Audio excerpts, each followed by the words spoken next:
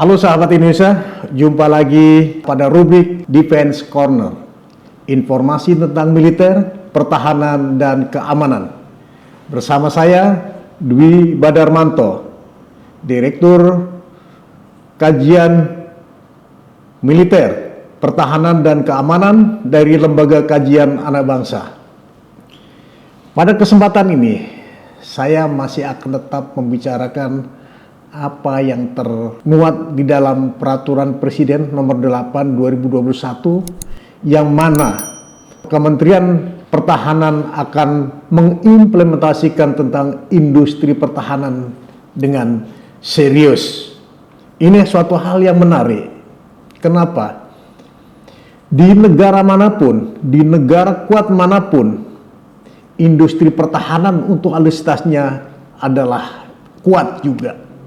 Ini sudah ada kemauan atau gerget dari Menteri Pertahanan kita, Pak Prabowo Subianto, di mana setiap kunjungan beliau ke negara-negara Turki, Perancis, Cina, dan negara-negara lain, beliau selalu membawa diplomasi bagaimana mengembangkan industri pertahanan dalam negeri.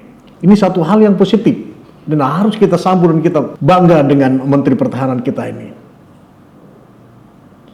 Bahkan dalam satu kesempatan, Presiden Joko Widodo juga mengatakan bahwa banyak negara-negara lain yang akan menggunakan alutsista produksi Indonesia.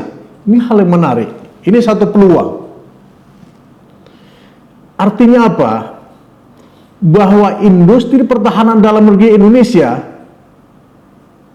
itu akan menjadi salah satu tiang ekonomi Indonesia ke depan. Kenapa tidak? Kalau negara-negara lain mau membeli alutsista kita, berapa banyak nilai ekonomi yang kita dapatkan? Tenaga kerja dan sisi ekonomi yang lainnya.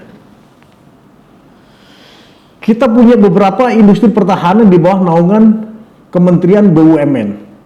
Ada PT PAL, ada PT DI, ada PT Dahana, ada PT Pindad, dan ada PT-PT lain yang bisa membackup atau mendukung untuk melakukan industri pertahanan dengan baik. Belum lagi dukungan dari industri-industri swasta.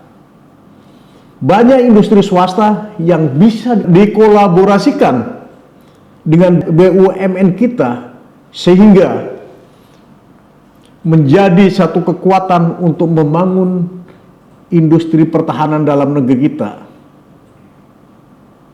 Semua stakeholder harus komit, baik pembuat kebijakan, pengguna, produsen, harus komit. Itu adalah semua untuk kepentingan negara atau untuk kepentingan pertahanan negara. Si produsen harus serius bagaimana memproduksi peralatan yang diinginkan oleh si pengguna. Tentunya dalam hal ini penggunanya adalah TNI maupun Polri atau instansi-instansi lain yang memerlukannya. Sahabat Indonesia, sumber daya manusia untuk industri pertahanan kita juga tidak kalah dengan orang-orang lain. Bahkan kalau kita ingat dulu, Malaysia, para teknisi Malaysia belajar di Indonesia. Bahkan banyak teknisi-teknisi kita karena sesuatu hal harus pergi ke luar negeri untuk mengaplikasikan ilmu yang mereka dapatkan. Ini hal yang menarik. Kalau pada saatnya industri pertahanan alutsista kita berdiri atau berjalan dengan baik, tidak menutup kemungkinan SDM kita ini akan kembali ke tanah air untuk memajukan negaranya.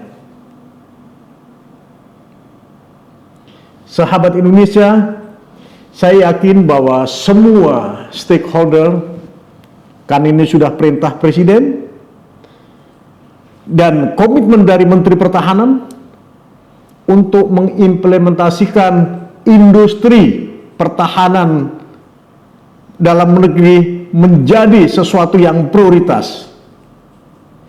Mudah-mudahan ini bisa segera terrealisir dan pada saatnya nanti kita menjadi suatu negara yang bisa memproduksi alutsistanya sendiri dan itu menjadi bargaining position bidang pertahanan negara kesatuan Republik Indonesia. Sahabat Indonesia, demikian saya sampaikan informasi tentang militer, pertahanan, dan keamanan dalam rubrik Defense Corner. Jangan lupa like and subscribe kanal TV Anak Bangsa. Tetap semangat untuk menjaga Indonesia.